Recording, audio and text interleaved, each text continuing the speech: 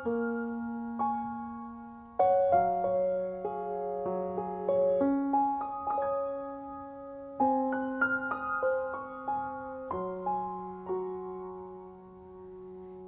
I could put you on top of a cake, I would ice you and keep you wrapped up in a box to be near you.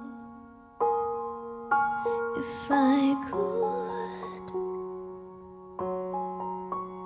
I would.